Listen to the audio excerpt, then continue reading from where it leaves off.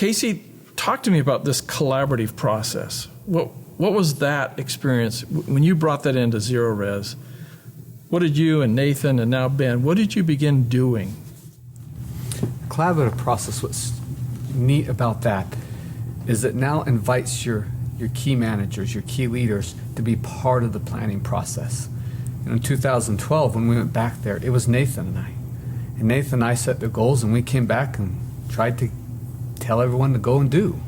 But as a collaborative, you set a key objective, and then you invite your key managers of how they're going to help accomplish that. And they're going to set their objectives to help accomplish, and work with, okay, how am I going to work with the finance department? How am I going to work with the human resource to be able to accomplish our goals? And so that's what's unique about Arbinger, is that they bring the collaboration diagram into this process so then you could collaborate on how to make a plan to best serve your customers. So I hear you saying that they're actually coming up with their plan about how they're going to implement and obtain these objectives, but also in a context of how that's impacting others. Yes. Right. Yeah. Okay. How's my work impacting others? Can you give an overview of that process? The planning process, yes.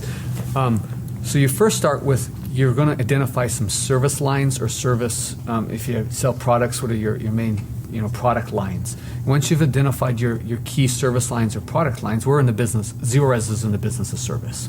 We go out and serve our customers, and we don't really sell a product. So we have our key service line, and we set a key objective. And and that's kind of the first process, is creating that key objective for your service lines. And then after that, you're going to set some processes and activities, the things that you're going to do to help accomplish those objectives. And those are going to assign to your key managers. And your key managers are then going to go build a plan, just like you talked about. How am I going to help accomplish these processes, these activities to help accomplish the service line? And then you build a reporting, then you look at your budget. And that's one of the other steps, is you look at your budget, you assign the budget line items, or your profit and loss, you assign those. And you build your reporting structure, kind of like an organizational chart, who's responsible to who. And then, like I said earlier, one of the key things is then you build your implementation plan. How are you going to implement this plan?